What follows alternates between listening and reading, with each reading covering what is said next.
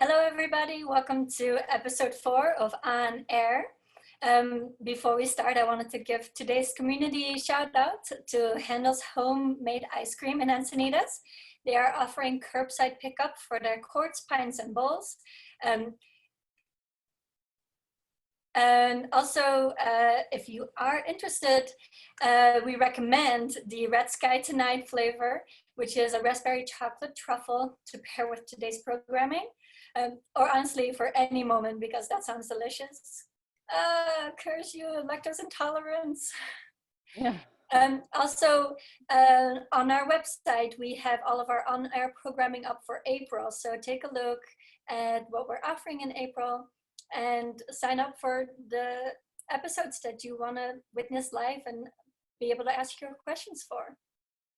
So on today's episode, Horned Imperatrix and Daredevil Flappers, inspired by Kahn Selesnick's tarot deck, we have Laetitia Barbier, an expert on tarot and on Kahn Selesnick's deck, and she'll be joining us to discuss the deck and give us a live reading. Laetitia is born in France and is joining us today from Brooklyn. She's been reading tarot since she was 11 years old when she bought her first Marseille tarot deck. Laetitia has a degree in art history from La Sorbonne University in Paris, and now she's an independent scholar, professional tarot reader and teacher, and is the program director and head librarian of Morbid Anatomy. If you want more information about the history of tarot, check out the list of books provided by Laetitia that Victor is putting in our chat, as well as a link to Kahn Selesnick's tarot deck if you're interested in purchasing it. Now, without further ado, let's get to Laetitia. Thank you so much for joining us today. Thank you very much. So I'm very honored to be called a specialist of anything. I wanted to thank, of course, Nicholas Kahn and Richard Selesnick and all the Lux Art Institute team for inviting me to do this.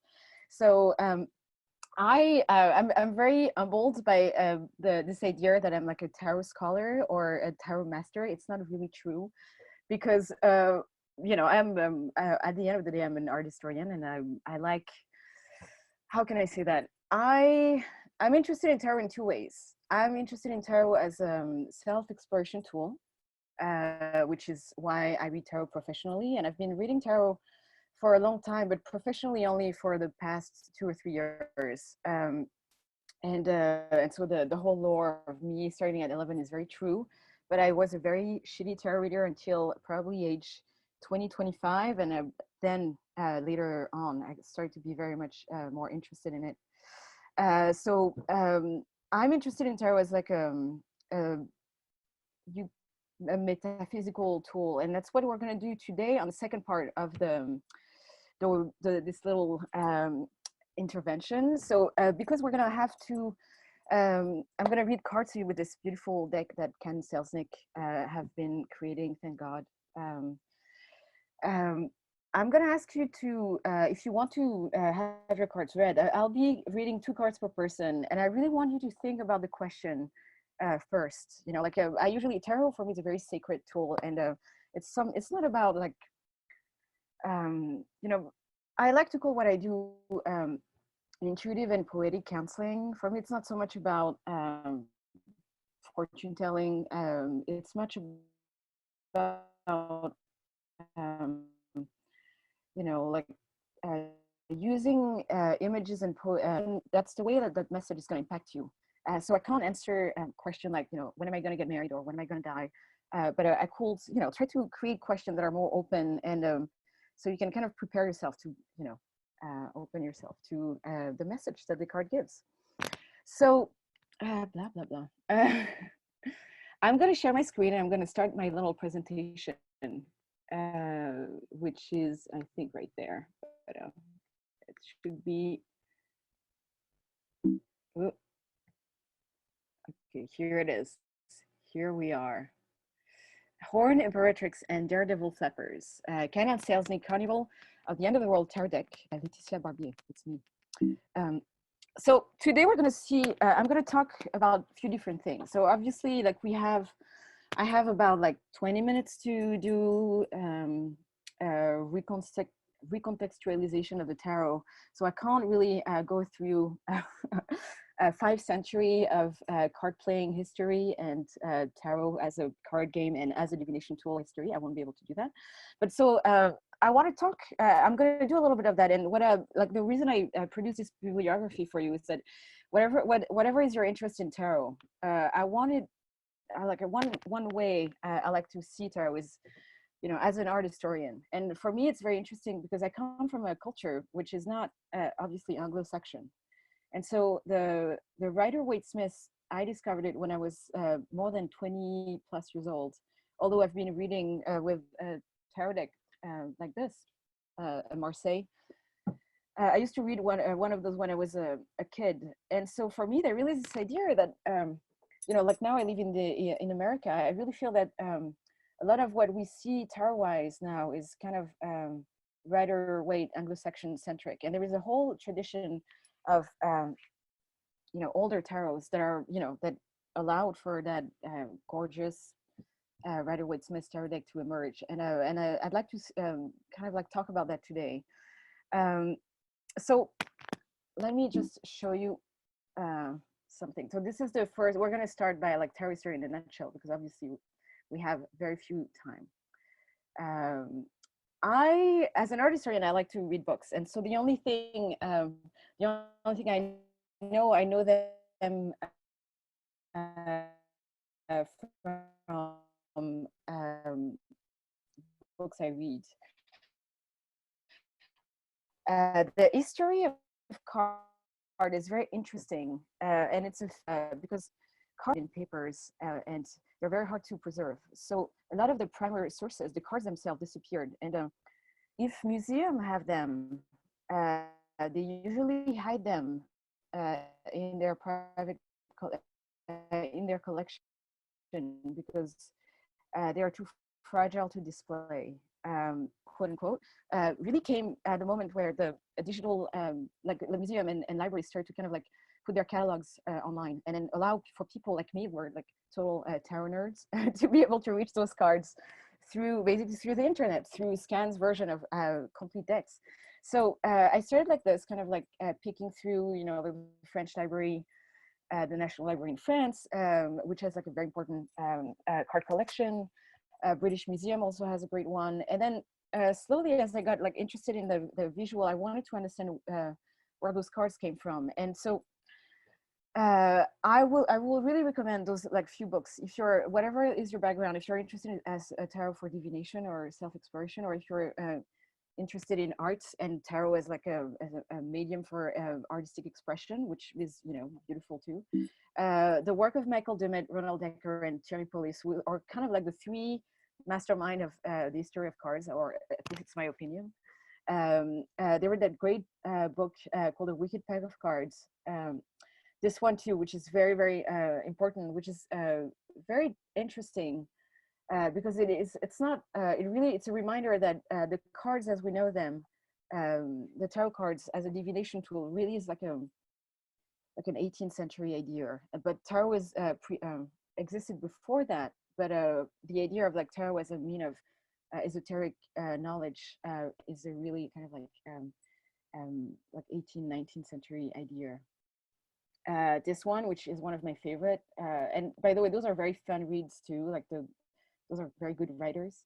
I hope you'll be able to look through it. So this one is one of my favorite books because it really goes through the iconography of the cards and where the iconography comes from, and most of it is, you know, the medieval time, like the medieval Europe, and also the time of the Black Plague too, and of like religious mysteries and like kind of sacred theater. So it's like this is where all those images emerges from, and I really hope you're gonna check it out.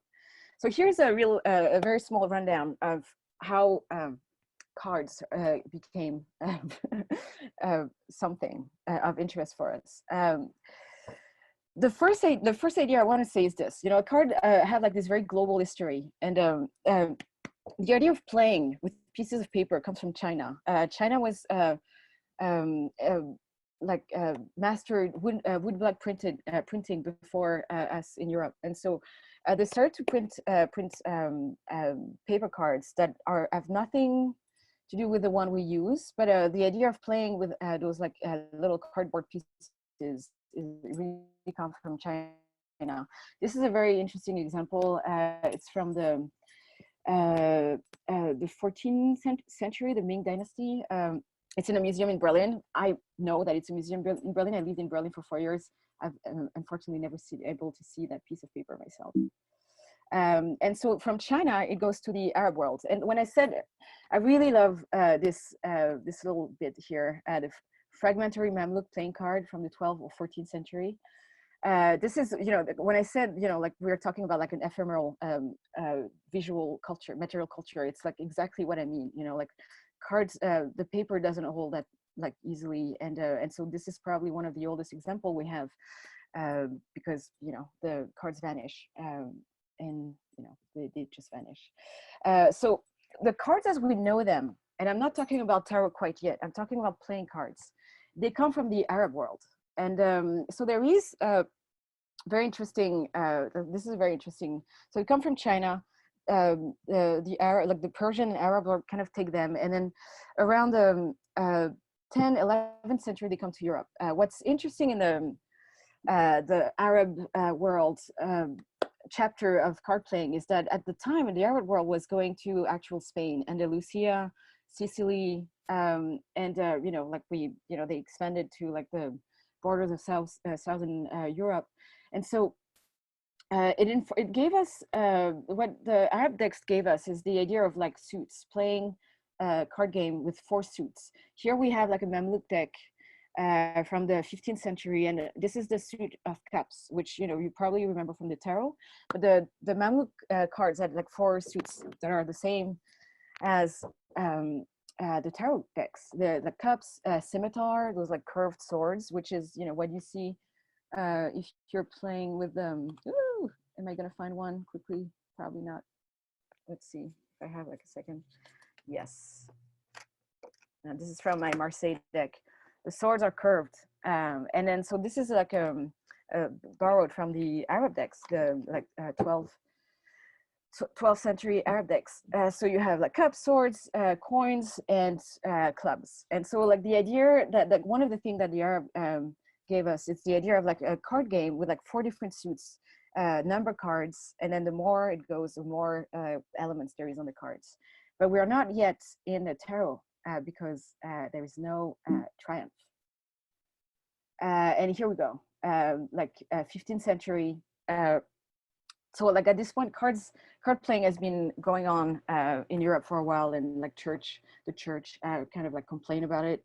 It always had like a kind of a sinful, immoral reputation. The idea of like playing cards was always kind of had a bad rep. And I think it's a very important and interesting thing with the history of cards in general. It's always on the edge of like vulgar and sacred, or sacred and profane.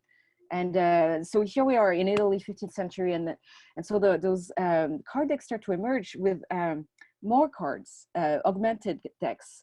And so what do they have more? They have a certain amount of cards called at the time Triumph. And they are very illustrative cards. So this one is a very famous Visconti Sforza tarot. It's like one of the most important tarot decks in the world. It's kind of like dispatched between several libraries around Italy and the US. Those 3 cards are in the Morgan Library if you're interested in them. And so this is like, here we are talking about like one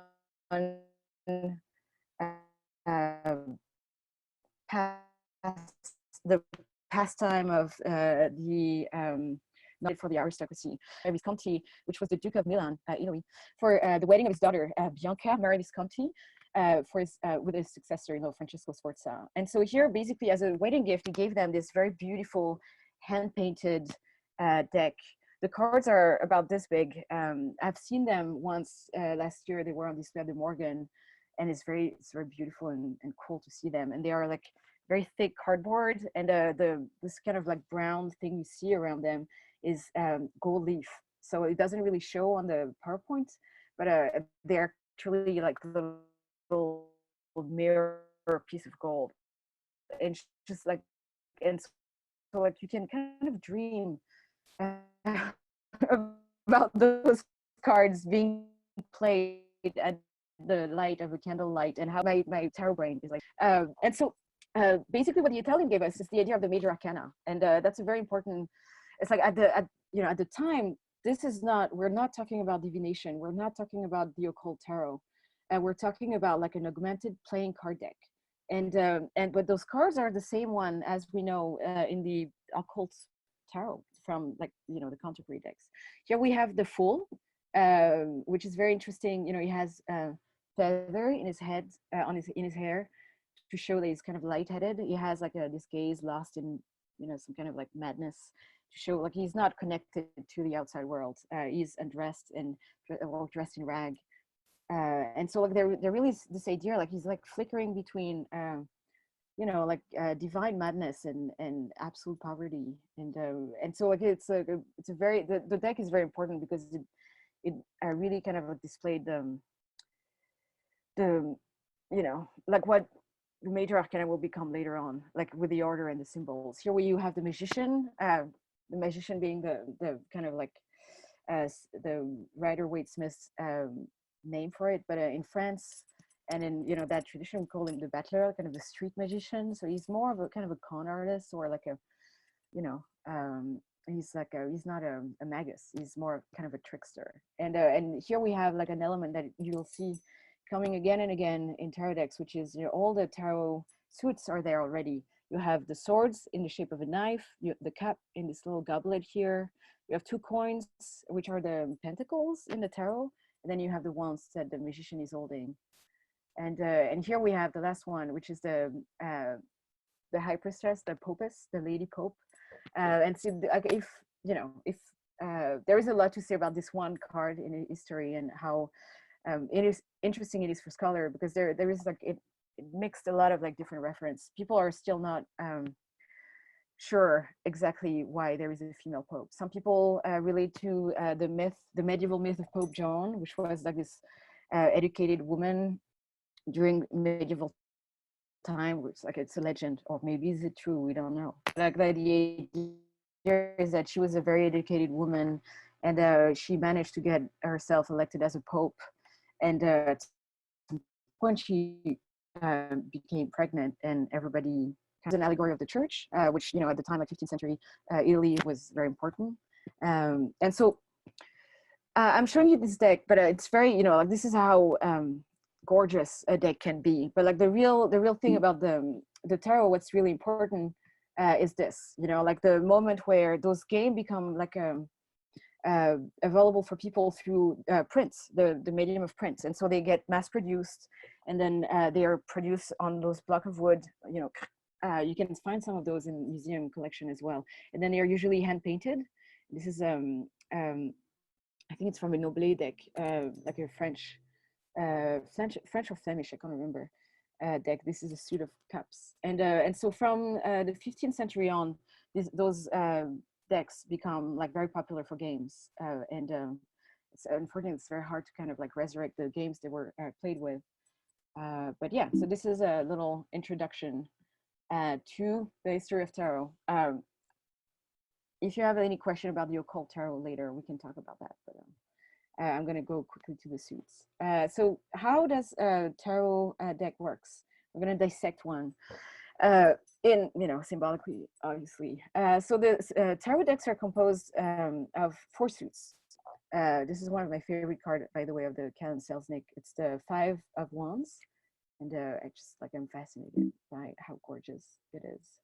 So when we're talking about the suits in tarot, we're talking about this. When you play a normal card game, you have those 4 symbols: heart, diamond, clubs, and spade. When you were talking about like a tarot deck or a card game originating from Italy or Spain, the suit will change. It will become cups, coins, clubs, and swords. And you see how I said, the swords are like curved. In the Kahn Selesnick deck, like because it's built on very traditional, deck. The suits are, you have like different suits as well. The suits are slightly different. The pentacles, the coins, are represented by either those like large loaves of bread with like carved pentacles on them, It's a great maypole dance. Well, we'll see a little more of that later. So we have the Pentacles, the wands that are traditionally linked to fire.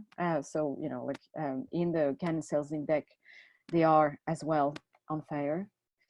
The Suit of Cups, which is, you know, here, if you know the Rider-Waite-Smith deck, you might recognize the two of Cups and the two character kind of gathering, but it's just so much more enigmatic and wonderful in the Kahn Selesnick deck, I think. And then the Suit of Sword, which in the Kahn Selesnick deck is,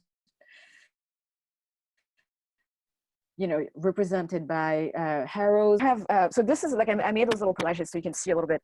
This is a so-called Marseille deck, but it's actually it's an oblate deck from the 18th century. Was printed around Paris in Saint-Germain. Yes. Your internet skipped out a little bit. We missed some of the last couple slides. Oh, really? Can you see that? Oh, so sorry. Yes, we saw this, but then for the next one, we missed what you said. Oh, so for the Suit of Swords in the Kahn Selesnick, the Suit of Swords is depicted with arrows and weapons in general. And so instead of just swords, you'll have to kind of like imagine, you know, like fighting implements of any kind, men built. Is that better now? Can you still hear me? Yes. Yes, sorry. Okay, good. So no worries. So I wanted to do this because I think this is for me the fun. You know, that's what I do in my house alone a lot. I just look at the cards and then look at them in different, you know, like put like different cards from different times and see if there is affiliation. So here we have the Two of Pentacles, Two of Coins of different decks. You know, here we have or favorite deck, the Kahn Selesnick deck. Here we have the famous Pamela Coleman Smith deck, which was drawn by Pamela Coleman Smith and then conceptualized by Arthur Edward Waite in 1915. It's like, I guess, the iconic Anglo-Saxon decks. A Marseille type deck from the 18th century, but it's Marseille because, you know, that's the way it's the nomenclature works. But it's actually was printed in Saint-Germain, very close to Paris. And so I think those cards are very interesting. You know, like when you look at those three cards like this, you can see how, you know, like think kind of that kind of like unraveling became, you know, how it became this like kind of like infinity symbol for the Two of Pentacles from the Rider-Waite-Smith, and then how it became this, you know, like the coins are right here, but now, you know, this weird unraveling are not the Tool of Tarot anymore. They become like a Super 8 film. So there is, you know, like an interesting paternity within those three cards. Here we're talking about an example which is completely different. Here we have like another, it's like a Nine of Cups from a Marseille deck. I can't remember exactly which one this one is, but if you talk to me later, I can find that in my special archive of like online decks. So here we have, you know, like the minor arcana, sorry, very abstract, you know, the type they are depicted in the Marseille. And here we have like the more illustrative one, also coming from the Rider-Smith-Waite deck. You know, we have a character, there is like some kind of a narrative, and here we have a completely different narrative coming here with like this kind of Alice in Wonderland slash snake kind of like witnessing her teacups accident. And here we have the wands, and so like this is, for me, this is like where the Kahn Selesnick deck is very interesting, because it just doesn't, you know, it goes very far to kind of like extirpate itself from the tradition, and like it's a deck that really is very like that carries a lot of like strong iconography, and so between those two cards, the meanings, you know, when you read it, the meanings are going to be very different. You know, like here you have like a character contemplating a potential future. It talks about like the big picture, the vision, the large, you know, the vision as an idea, and here we have like a kind of like traditional like it looks like British folklore character with like a costume, stepping stone with like those wands as well. And so next type of card, we have the court cards, the page, of course. So 3 page of cups, so you see how the cards are like very different. I love how, we'll talk about that a little bit, like how this little page of cups is isolated on his little iceberg, bare feet. The knight or knave, here you have like another one from like an old Marseille from the 18th century. I think this is the Dodal deck, the famous cool like fiery knight from the Rider-Waite-Smith, and then like a completely different, like the energy is so different here. The colors are different, and you can experience it for yourself. And here are the queens. So I really wanted to show this because I think it's like one of the most coolest, like that Queen of Pentacles is one of my favorite cards. In the deck. So like if you know a little bit about tarot, you know that coins, pentacles are linked to the element of earth. They are linked to means, financial means, abundance, work, the thing you earn out of hard work. And so like here you have like this like mesmerizing, beautiful Queen of Pentacles was like basically like she's like a cornucopia queen. And I mean, like the image is like so different but so striking, like it's like the essence of the symbolic meaning of the card is like where on the sleeve. And I think it's just like it's really arresting for me. And here we have the very stern, grumpy King of Sword. Like you can see that it's a tradition that it's always the King of Sword has always been kind of like closed down, emotionless, and like you can see, I love like the little kind of like grumpy smirk of a smile he has, and then the very kind of like Game of Thrones looking King of Sword from the Kahn Selesnick deck. So we've seen, we've seen the kind of the suits, the court card, and obviously, like this is the perk of what the tarot gave us, the major arcana, the triumph cards. And so here we have 3. I choose death because, I love, those are usually the one I go for when I look at a tarot deck. This is from a Belgium deck. I think it's called the Vieilleville deck, but I'm not sure exactly. I'm not sure. The death card from the snake deck, where that are considered the most enigmatic and the most powerful. Like there is tradition in France where people.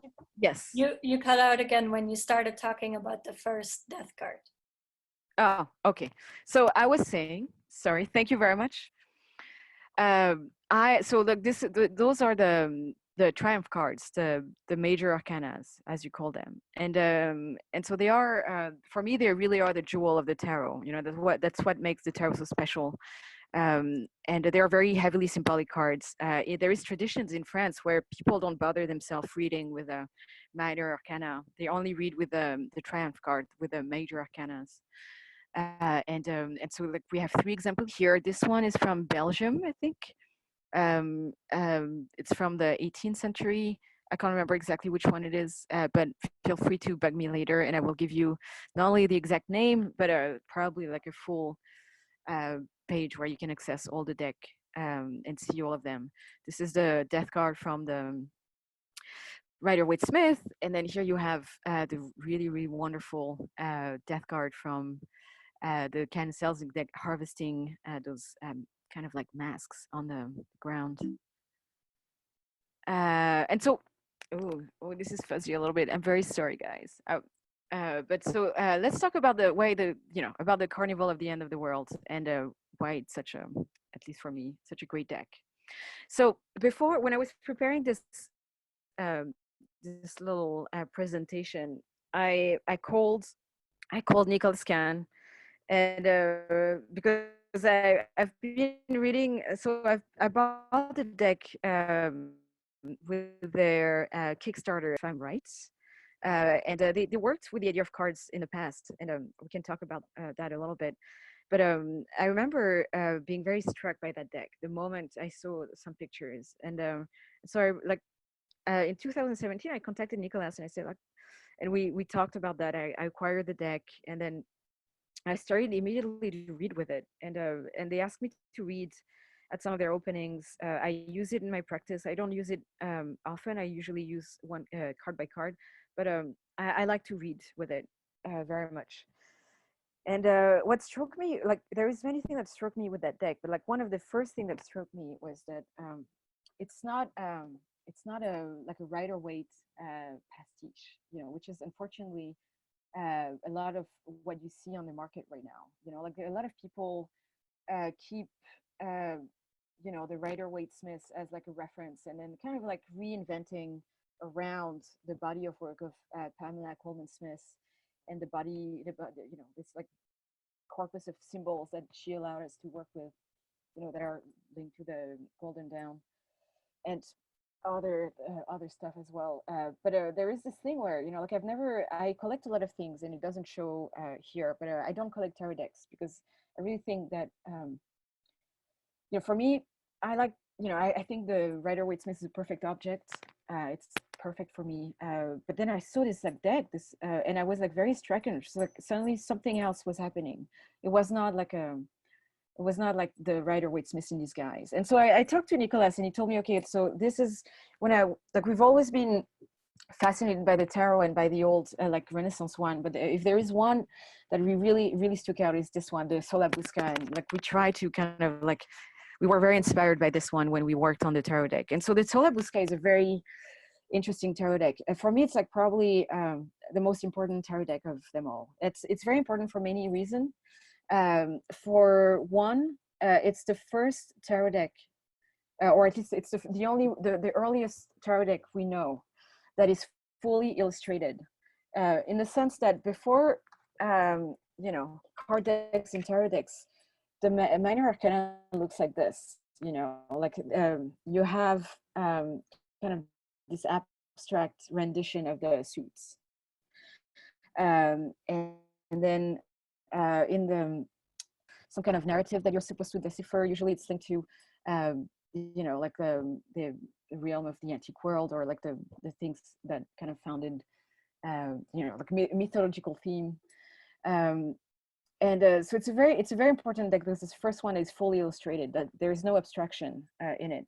It's also the first one, the oldest one, that is fully complete. Like the Sola, the Visconti Sforza that I talked about earlier, unfortunately there is cards missing. The Devil card is missing, and we'll never know how it looked like. This one is fully complete, so you can actually look at all the cards. It's been reproduced in you know, by I think Los Scarabeo and Scarlet Imprint a couple of times, and you can still find it if you want to get it.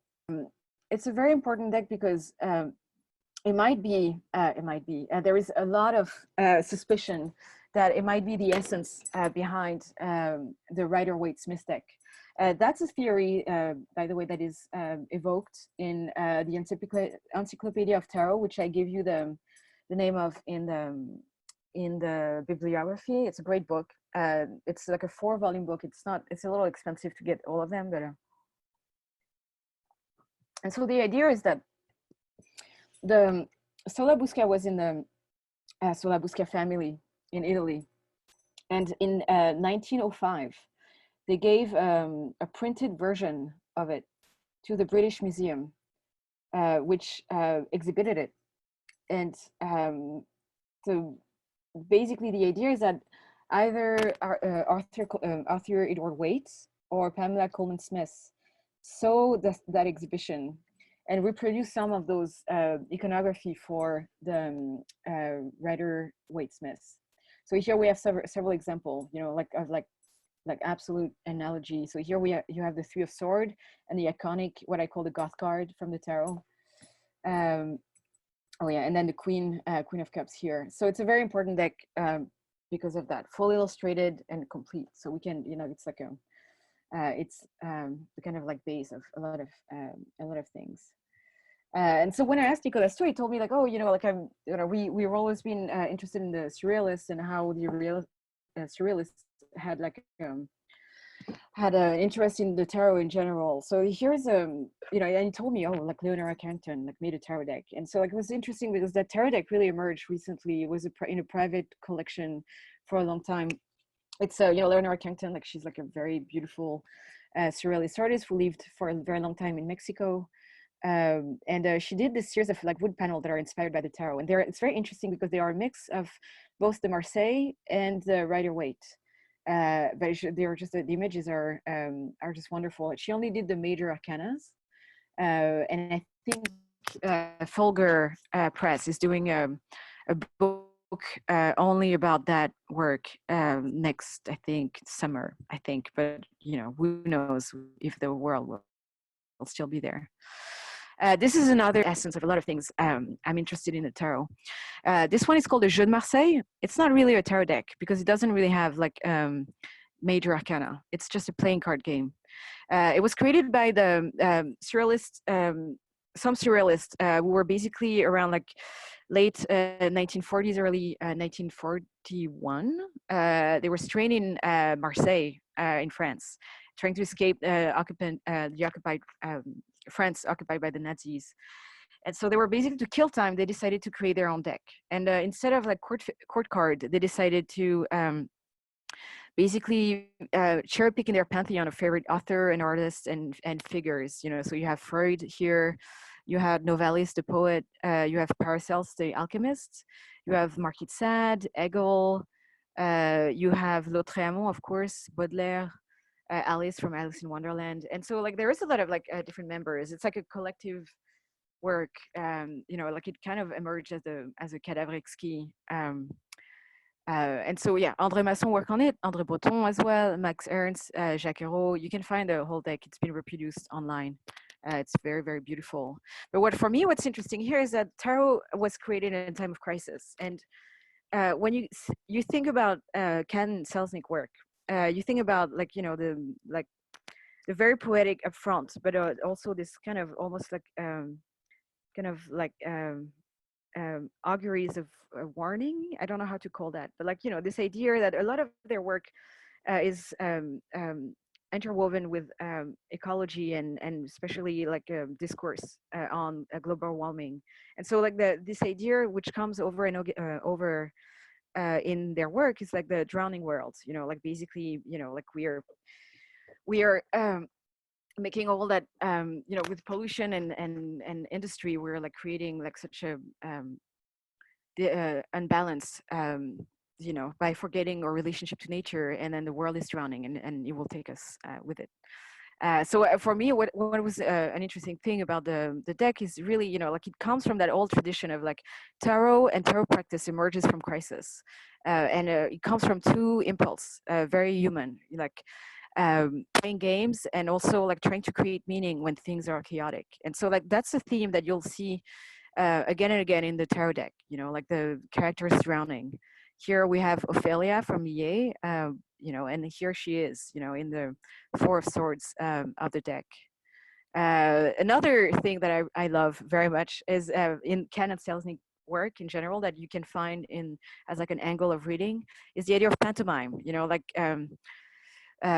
costume, like the pleasure of wearing costume, of being someone else. This idea that like we, by wearing a mask or a costume, we can become someone else, which is the foundation of a lot of like interesting sacred practices around the world. Like that's a universal of humanity. And so here we are, like this idea of pantomime can you see that? Oh, in the deck, sorry. You have this like incredible like suit clown, which is a 7 pentacle. There's many cards about this, and another layer which I really love about the deck too is this idea of like a connection to nature and it's sacred as a sacred nature as a sacred vessel. And so like I choose this one card because it has a pangolin in it. And I know pangolins are not cool at all because of coronavirus. So I think it's very special to have it here. I really love that card. It's one of my favorite one. And I think there is something very kind of like frisky about it and fun.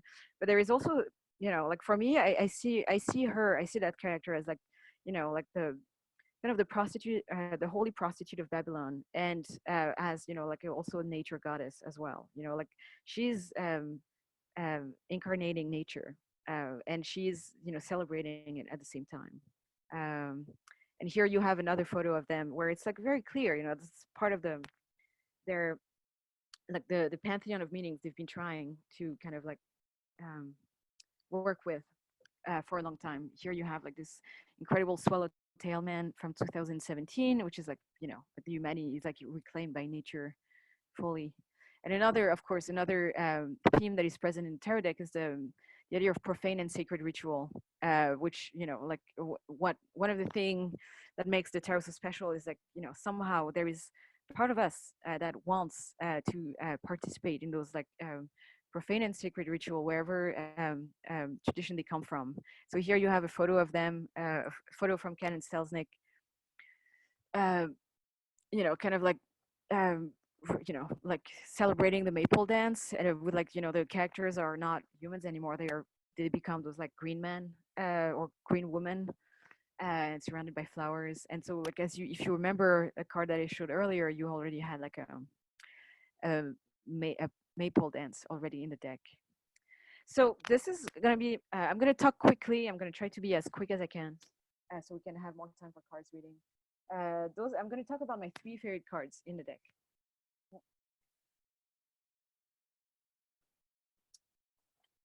Sorry. So this is the Empress card.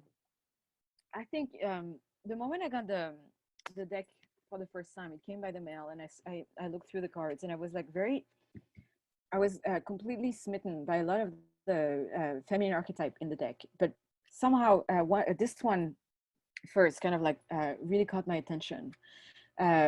Later I realized that I've seen it somewhere. It's like directly inspired by one of their photo called Melora. And so I quizzed Nicholas about it. And it's okay, like, you know, why the you know, like this card is so mysterious. You know, all the figures in the tarot, most of them are from the front, and there is a few cards that are showing their back. And what do you make of it? Why did you why did you make the Empress kind of like turn her back from us? And so his idea was basically, it was just like very like he articulated in a very beautiful way. He told me that, you know, like one of the inspiration was Caspar David Friedrich, and you know, like those painting that he created. A lot of his body of work shows like characters that are like, you know, like back to the viewer, contemplating nature, and there was something about that romantic idea that really moved him. And I think, you know, like he told me this. He told me something I thought was very beautiful. It's like the Empress is a woman of power, and her power is kind of like hidden from us. You know, like she. What's interesting too is that she has deer head horns, which makes her kind of like a feminine version of Cernunnos, the Celtic horn god. And so like she's a very ambivalent queen on her own will. And what's interesting here too is like there is always like some kind of a dialogue with like I guess you'll say like their own art historic obsession and their own favorite, you know, like they're quoting a lot of like famous work in the deck as well. Here's another one I really love. I think this is the first one I saw from, you know, online, and I was like, okay, I need to. What is this deck? I need to know about it more. So this is the Queen of Sword from the deck, and I mean, she's so beautiful with like her body, and like she's so light. You know, like if you remember the King of Sword earlier, like he's a very stern figure, and usually the sword suit is a kind of a more like serious, you know, composed suit, and here she is, you know, with like her like redhead dreadlocks, and then her like beautiful jewelry or apple, pomegranate, who knows, and then her whole body is tattooed with like those very strange signs. And I was just, you know, I have tattoos, you know, and I don't show them often, but like you know, I kind of like fantasize that was my mirror and I could be this queen. And so I asked about him. I asked him, and so he told me, you know, like this is not just the Queen of Swords. She's inspired by Boudica, the Celtic queen, the queen of the Iceni tribe. And so here she is, you know, like Boudica is very famous because she basically stood against the Romans when they tried to invade Celtic territories, and she was a very fierce commander and a leader. And so like it really speaks about like the dimension the kind of the feminist dimension of Kahn Selesnick work, which is like this idea that, you know, like there is a civilization that actually really kind of like mastered the idea of, you know, men and women can be equally good leaders, and you know, like the deck celebrates that as well, for me at least. So this is a picture of her from the National Portrait Gallery in London, and this is like basically what gave the visual vocabulary of the card. It's a picked warrior woman. It's at least a depiction from um, the 16th century, and there is this idea the Picts are like indigenous tribe from Scotland, and their warriors were tattooed. They were tattooed their body with like signs and symbols that will give them power. And I don't know, like when I look at this picture, I just like she's so absolutely wonderful. And so I know that Nicholas Kant told me that he was very obsessed by, you know, the Pict, and so like there is a lot of like that very ancient pre-Christian you know, mythology kind of interwoven in the iconography of the deck as well. And so here we're talking about like the Daredevil flapper, which I think if I have to choose, it's hard to choose favorite cards, but like this one deserved to be in the title because I think she's like one of my favorite. And like she's not my favorite in the iconography, but how, you know, it really speaks about how the Kahn Selesnick tarot is not a reinvention. Like it's not like a illustration of the tarot deck. It's a reinvention, a complete reinvention of the meanings. So I teach tarot. Like that's one of the things I do. I read cards, of course, but I also teach tarot in different ways. I mentor people. I teach them how to read cards, but also how to use them for their own self-exploration. And that's an exercise I do in one of my class, where basically I put 3 cards from three different decks, and it's the same one. It's the strength card. The iconography comes from, you know, like under the medieval reappropriation of Platonic idea of the cardinal virtue. You know, you have 4 cardinal virtue: strength, fortitude, strength, prudence, temperance, which is also in the tarot, and justice, which is also in the tarot. And so when you look at the Marseille, you know, like there is. The gesture is very, you know, is very iconic. She's like, you know, kind of opening the mouth of this lion.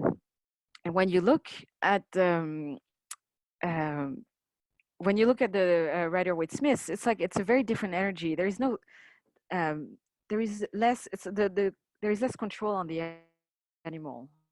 You know, it's very much about like kind of taming him from the depth of your inner strength. You know, obviously we're not talking about physical force. Here, there could be like a strange misjudging.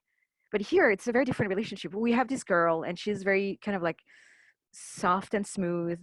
She is a flapper. She has like a little bob haircut and this crazy checker dress, and she's wearing like cute little ballerinas. She's like barely standing on the floor. She's like a little, you know, pendulum. And instead of like, you know, like taming the lion, she puts her head in its mouth. And for me, you know, like here is like a card that speaks in strengths of a different way. You know, like the strength card usually speaks about like this idea that we have some kind of an animality within us that can bloom and control us. And then we need that kind of soft inner strength to counterbalance it. And that strength, we have infinite power. We have infinite amount of it, which is why there is the infinite sign. And here we have like a very different idea. We have the idea that to be able to tame the animality, we have to trust it. We have to go within it and stop fearing it. We have to just, you know, well, literally, like put our mouth, our head in its mouth. Like we have to. How can I explain that? We have to build a relationship of trust and balance with that animality. It's not about controlling it. It's about like playfully amusing ourselves with it. And it might be very scary, but if we get out of that comfort zone, we'll manage. So also one thing too, which it's like a obviously we're going to talk about Kahn Selesnick, but when you find the deck has this is accompanied by this very very beautiful little book, which I think you can buy like in a different way. Um, this book was written by Sarah. Was like involved with Kahn Selesnick. Um, I have to say, like this, like in the book, she kind of channels Madame Lulu was like her her own personal high priestess, and so it's a book that speaks about the arcana and the symbols, and like more specifically about like the Kahn Selesnick deck. I think to be very honest, like it's a very short book, but it's like it is pure poetry. It renews the idea we have about those archetypes in such a drastic ways, and I really recommend it just because, well, Sarah is just like a genius writer, but like and you can read, like the way I read the cards is I don't need a book, I just need my intuition. uh, but do yourself a favor and read it, because like you're gonna see tarot cards in a very different light after you read it. Anyway, so I think that's it for my little lecture part. I hope I didn't went too much out. I just wanted to add as well that obviously, are you guys here? Can you? Yes, we're Uh, here. okay, good, good. So I just wanted to say this. So before I start to read cards, and I hope again, I'm a, how do you call, like a rogue scholar. I'm very enthusiastic, but I'm not like I really basically you should look at whatever is your relationship to tarot, you should read those books and try to like understand the tradition, because it will really inform the way you read intuitively. I think it was a major key thing for me to understand. And also, like, if I read cards, obviously I teach tarot. I have a class called Death and Resurrection as a Muse, which is linked to tarot and its iconography, and how we can use the alchemical allegories in the tarot to kind of reinvent itself in time of crisis. And yeah, if you have any question about anything in this slideshow, please contact me and let me know. And that's all. That's all for the lecture part. I hope I wasn't wrong. No, that was Was it enough? amazing. Thank you so much, Laetitia. We have one question, just a general question before we dive into the reading, which is Yes. by Anna Schaefer. She's curious if you have familiarity with the deck associated with the Book of Thoth, the Crowley Thoth tarot deck. Yes. So let's talk about this for a second. For me, I really love the Rider-Waite-Smith, because it was the creation of a man and a woman. Like Pamela Coleman Smith is the artist, and the right, Arthur Etherwaite was the kind of the conceptual, like he insufflate all the like the esoteric knowledge behind it. The Thoth tarot is it's very interesting too, because it's the same. It was designed by Crowley, but it was drawn by a woman. Her name was Lady Frida Harris, and those cards are at the Warburg Institute in London. And I got to see some of the drawing in an exhibition, I don't know, 10 years ago in France. And it's just like, and so it's for me. Um, it's a like, if you have to use the chakra analogy, like, I guess for me the Rider-Waite-Smith is like, like blue, like the I'll say like green and yellow chakra. There is something about, like, it's very it's like right in the middle. The Thoth deck is very much in the lower part, like red and orange, like root chakra. It's dealing with an energy which is a lot more linked to sexual polarities, but also like it's also like fed with this, historically wrong but very important for Crowley. Like the deck has a lot to do with kind of like, maybe I'm gonna get some trouble, get in trouble. Um, yeah, like a lot of like Egyptian revival ideas, and so those are not historically true. The tarot doesn't come from the Egyptian, but in the 19th century, it was very important. Like there is like a resurgence of those ideas, and they informed a lot of the occult practices. And Crowley, which I, like, has like a very kind of boyish reputation, but I did a lot of work for about him when I was at university. he's a very important character because he really allowed the Western world to experience sexuality, I guess, as a mean for enlightenment, which at the time was very transgressive, which is why he's like so risque now, I guess. And the idea that of drug as like literally like the William Blake thing, opening the door of perception, and so. Oh, sorry, Laetitia. We are approaching 3 o'clock. I don't know if you want to Okay. wrap up your answer, and we can do a couple readings before. Anyway, so I know about the deck. If you want, we can talk many hours for about it. Reach me online, and I can give you perspective and ideas about it. But yeah, I'm aware of it. It's a very beautiful deck. It's like was another deck built in crisis. It was published in 1944, right in the middle of Second World War. So think about that. Thank you. So the first question is actually by an anonymous attendee. Yeah. Their question is, what should I be focusing on right now? Okay. Anonymous attendee. So I'm going to shuffle the cards for you, anonymous attendee, and I'm just going to focus for a second, and I'll draw 2 cards.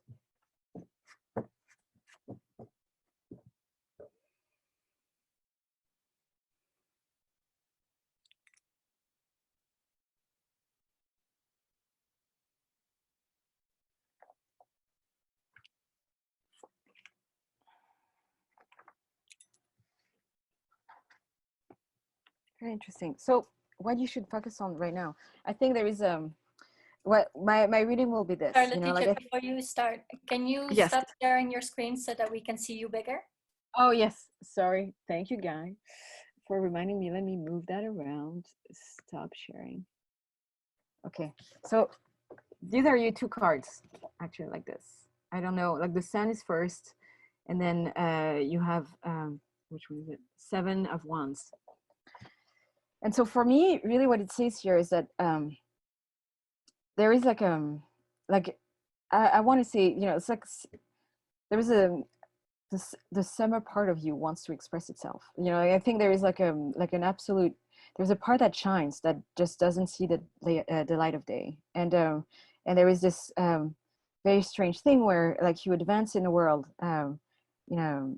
with mask, in a costume. And so there is a part, for me, the real focus to be taken is to kind of like, I want to say it's metaphorical, of course, to undress yourself so you can reveal that real light from within. And like for me, there is like something linked to, I want to say Apollonian feel, like the creative self, like which is hidden, that you feel too shy about. And you might want to, I don't know, be public about it. Be public about your strange hobby, because it probably won't make you rich, but it will make you a more stable person. Right now, it's like, yeah, like the word I get, it's like you're burning the candle by the 2 hands, trying too hard to be someone else. That's my reading. It's so bizarre. Anonymous person, I'll have to say this. I'm trying my best to, see you in my soul. What's the next reading? So the next question is by Kim. I'm just gonna say first names. So Kim, what is the most important thing that will happen to me during this time of social isolation?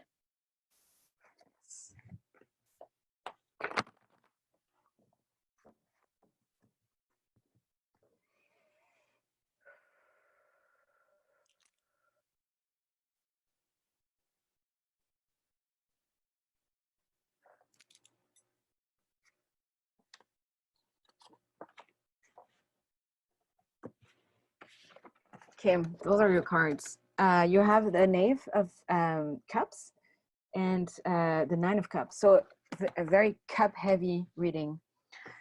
So for me, there's something linked to like emotional processing. Like what's happening is not outside, but it's inside. The way it works here is that somehow in the realm of that like quarantine, you're like confronted to emotional things that are like seems very foreign, but they are part of you. And then I guess the noise of everyday life like took you away from it. So I think it's going to be a little messy to just like actually you know, sort those through. It's like literally going in a room full of like papers and books, like a hoarder room, realizing, oh my god, all those emotions are around. I need to process that. I don't know where to start. Basically, I think this is what the quarantine is about. It's about like kind of like re-experiencing some of the thing in the past, the great love, the great fear, the blockage. The idea is that you kind of need to very start, you know, like what I want to say here is that it's not gonna like it's a slow paced process, but you need, this is what you need to do, like focus on kind of like, I want to see, you know, like what I get here really is like there is like um emotional blockage that take you away from actually um move a little faster pace, and you're gonna have to kind of like reprocess that. I also have like, there is this other thing where I don't know, like for me, what's interesting too is like your values are being challenged. Your idea of what your life is are being challenged. And I think after this crisis, you're going to want some kind of like personal revolution, you know, kind of like now you're like, what am I doing things, you know, like those, like I'm doing things because other people want me to do those things. And like now, you know, I'm like the thing I get again and again is like drinking the Kool-Aid, you know, like you're realizing you're drinking the Kool-Aid. And so like at some point, by processing all those emotions, you're going to just, I think, really kind of find a way to kind of refocus your life on something that is really more personal and gives you another type of emotion, but kind of like, you know, more ecstatic and not just kind of like pushing the button of trauma and, you know, self-created obstacles. That's that's my reading. Great. The next question is from Kirsten. What do I need to do right now to make the most out of this situation? It's so funny because like I feel that everything is kind of like quarantine themed, which really anyway makes me think that, yeah, tarot is like the best friend you have in times of crisis. It really is.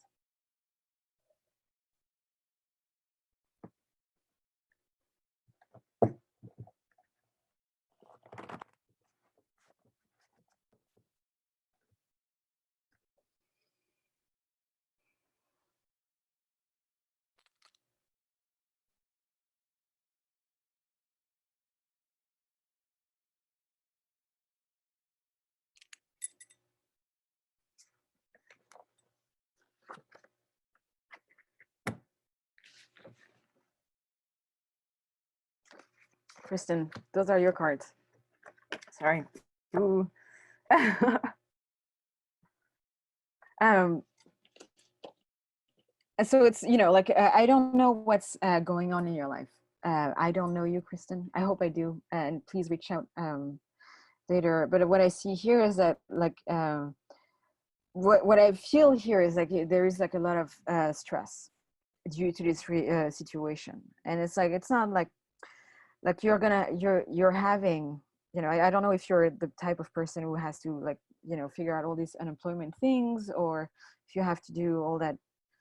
But what I see here is like a lot of paperwork and a lot of attacks, and so I want to say this, you know, like it's gonna be kind of probably a rough time, and I don't wish you that, um, but um, but I think it's good. You're gonna have to basically do a little bit like I love to say that. Do a little bit like Neo in the Matrix, you know, like dodge the bullet, you know, kind of like just elegantly avoid um, the obstacle that are like threatening you. And the thing is, what I see here is like you're not, um, you can't allow yourself to have an emotional response. You're going to have to be very strategic about the way you're dealing in the situation. It's not about feeling you can take it personally. It's about like, you know, writing more letters or doing more paperwork or like being, you know, like in this like yeah, kind of like I see a lot of paper. I see a lot of writing too. So for me, it's very much about like taking action in an administrative way. And there is a part of it too where it's like probably like I will say this, you know, like you're gonna go for probably for a lot of stress. That's the advice that I often give in tarot readings. It's just like you should document it. You should write about it every day. You know, so like the writing becomes like a sacred ritual that you don't have to only reserve for administrative work. You know, like application or stuff like that. And try to kind of like document that whole journey and make sure like it will make you feel more alive, and it will also allow you to kind of like celebrate the small successes on how you manage to dodge that bullet because you're gonna have to dodge a lot of them. I think that's my reading. The next question is from Giovanna. What should I focus on? Sorry, what? Giovanna? Yeah. What should I focus on to face fear and guilt in order to emancipate from my family's house for good? Can you repeat the question? Of course. What should I focus on to face the fear and guilt in order to emancipate from my family's house for good? Yeah, this is a very this is a very strong question. Thank you for trusting me to answer it. And you know, I feel very moved by that question. So I'm going to try my best hard to answer it.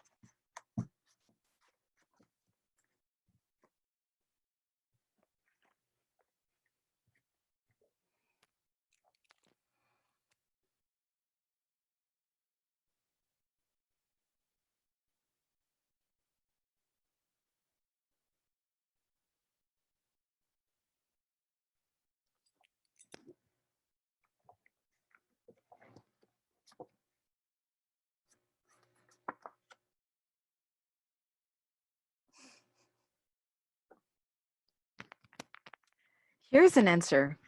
So here are the two cards, by the way. You had, actually they were like this. My favorite pangolin card, and then this, sorry, the Six of Swords.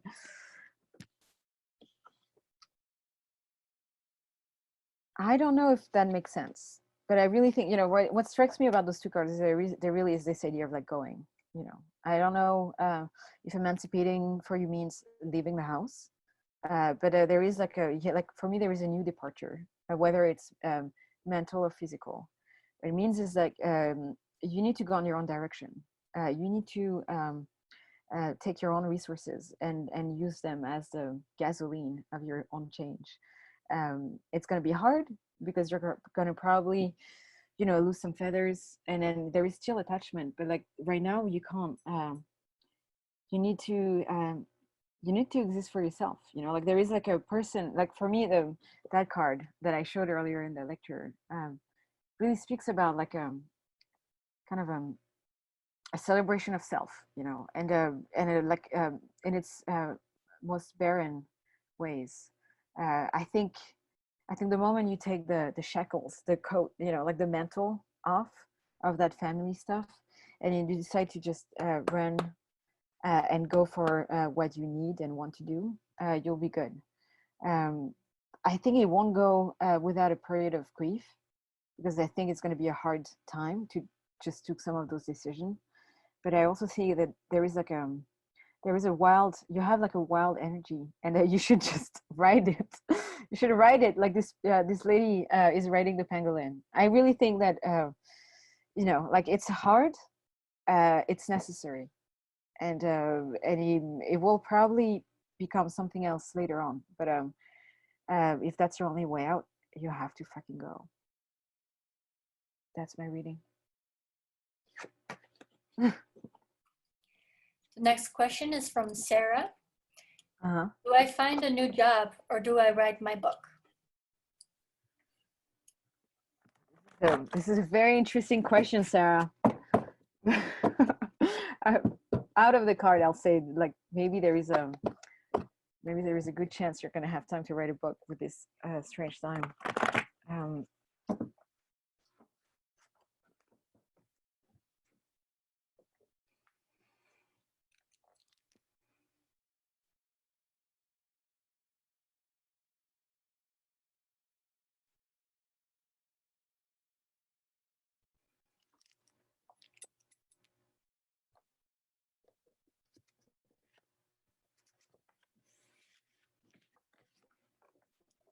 Sarah,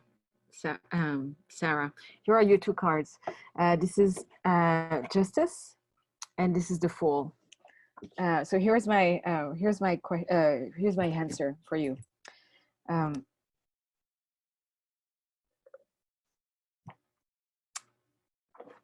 I think it's a good time. It's a good time for you to reassess your priorities, and I really think that the priorities right now are, you know, what does make you happy? You know, like, will another job make you happy? You know, like, and I'll just put that back in like the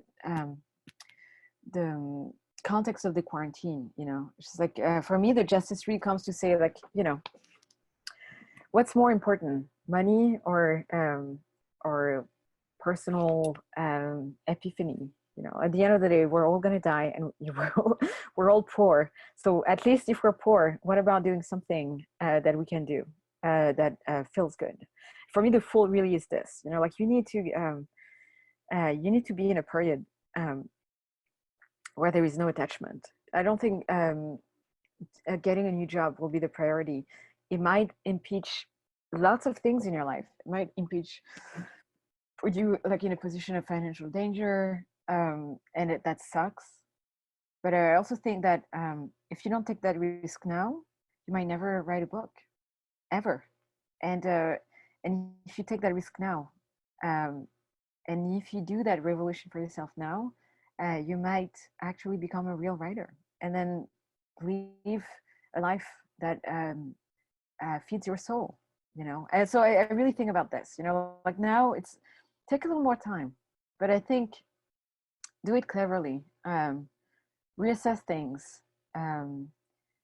Like, well, there's this element that says that you're a good multitasker. You know, like, you don't have to abandon everything and then just become like an artist quite away. But like, there is other ways you can, I think, make money for less time that allows you to be kind of a more bohemian type and write your book, whatever your book is, if it's fiction, if it's, you know. But I really think that there is a part of you that right now needs to be out of direction, out of, you know, like, the Fool is very much about this. You know, he has no passport, he has no identity, he belongs nowhere, therefore he belongs everywhere. And I think you need a little bit of that danger to kind of like kick your artist self or your, you know, creative self.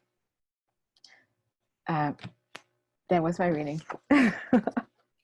We have another question from an anonymous attendee who also thanked you for the wonderful lecture, and she enjoyed seeing, or they enjoyed seeing the art on the card. Their question is, how should I use my art to heal people around me? Well, that's a very beautiful intention, anonymous person.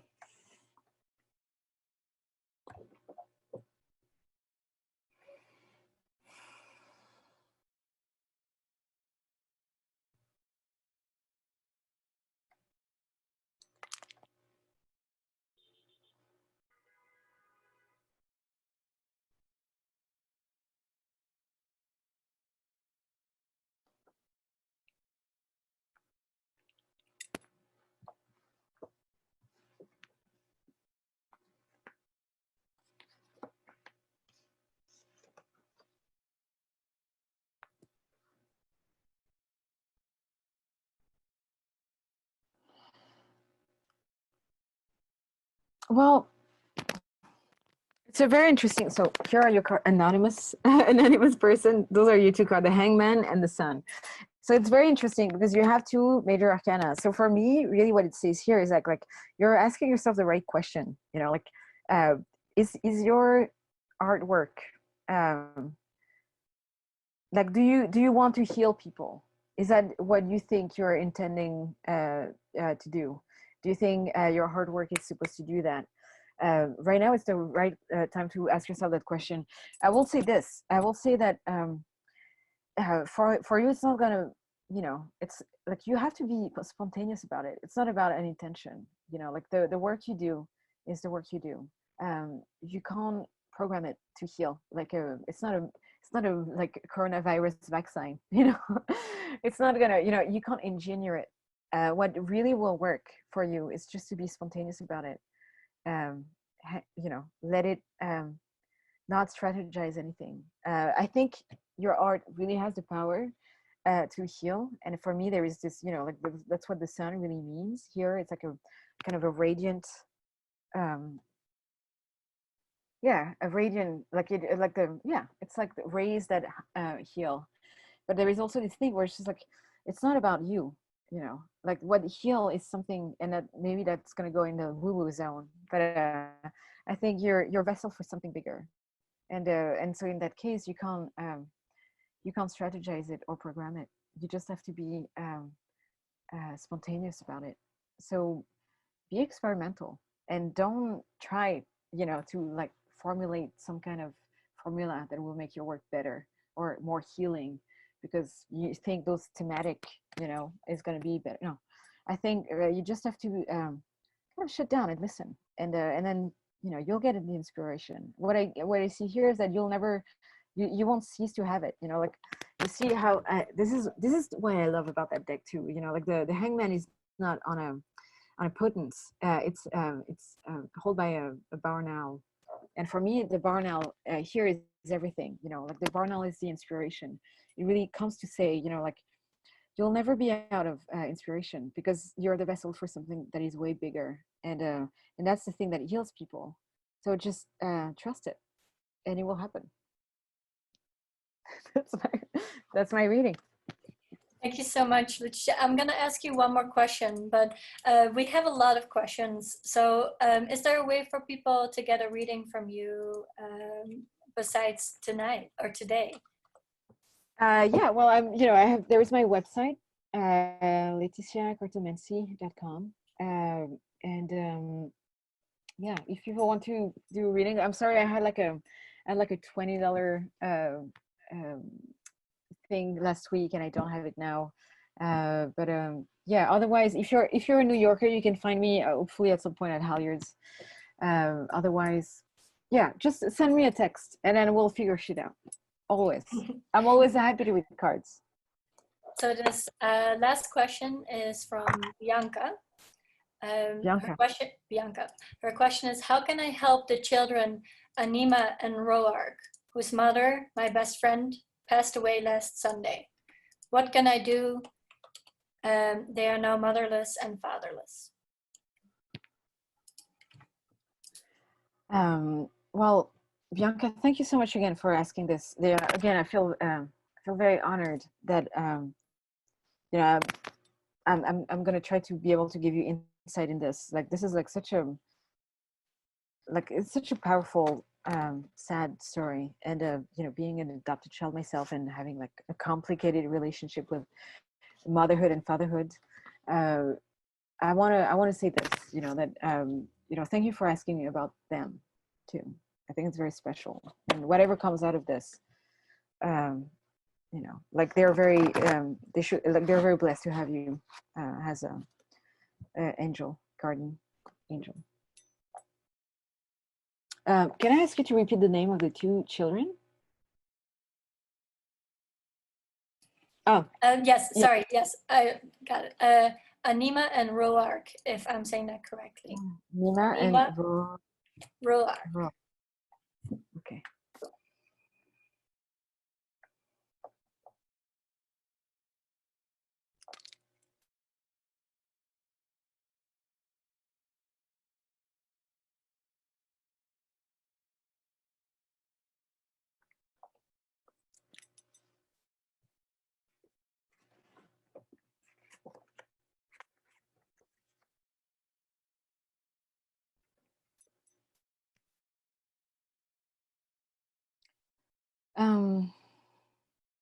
So it's very interesting that you have the Queen of Swords and the Seven of Wands. I think you're gonna have, like, this is the way I see it. I think you're gonna have to step up as a powerful feminine figure, but you can't. Laetitia? You can't be their mom role as thing. Yes. Your internet cut out just when you were starting to do your reading. Could you start? Okay. Yes. So I was saying this.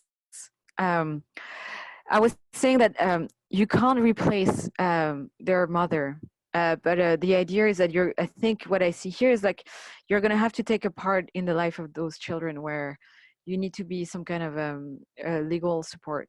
And what's interesting here, like the Queen of Sword, again, you have the Queen of Sword, my favorite lady right here, is that like I don't think you're gonna have to become like a surrogate mother for them, because I think something else is going to feed and allow them to have like um, an emotional connection to maybe other. There's a part of you that really needs to fight for them, and you should really explore that. And it might be helpful for them, but it's very strong. It's like like you're gonna need to kind of like reclaim some part of that for yourself as well. I'm seeing, for me, there is like I want to say like almost a legal battle. I want to say that you're gonna have to be like, if I want to put it smoothly, like you're gonna have to become like an advocate, a voice. That's what the Queen of Swords, sorry, is about. Like you're gonna have to articulate a language that they can't form quite yet, and so it's gonna be hard.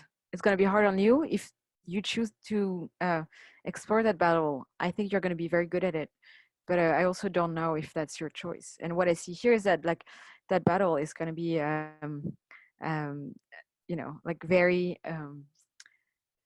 tiring too, and it's just like it's going to take a toll, I think, on your creativity and um, on your way of um, having faith in general. But I think you'll be all right. I think you have a very feverish type, and I think you're like, what I get here is the kind of loud person in a good way, and like there's a part of yourself you're reclaiming maybe through those kids, and you're defending, on a macrocosm level, something that you want to defend on a macrocosm level. I think it's very beautiful, and I really think that there is something. It's gonna allow you to align something as a woman, not as a woman as a mother, but as a woman, as a defender. Like that's the thing. For me, the Queen of Swords is very intriguing here, because it's like it's going to almost reshape your idea of femininity as like a powerful figure. That's my reading. Thank you so much, Laetitia. I'm going to turn my camera back on. Thank you so much for joining us. You're very welcome. It's been amazing, very healing, I think. Like you were saying, in this time, really joining together in this tarot reading. A lot of us are going through the same things. My cat is hungry. I'm sorry. I know. Can you just show us your cat? Show us your cat if you wanted to. The cat. Oh, cat time.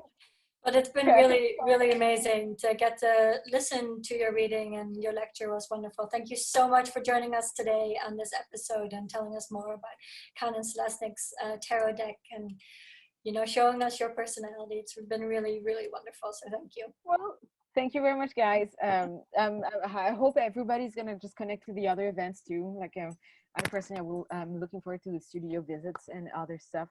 Thank you again so much. To the whole LuxArt Institute team, and to Kahn Selesnick, and yeah, have a great evening or a great afternoon in California, and yeah, if you have any question, you can talk to me online, and let me know anything you like. And Victor dropped your website in the chat, so everybody can access your website through that way as well. Well, thank you so much, everybody, for coming as well, and Laetitia for really an amazing experience. All right, everybody have a wonderful day.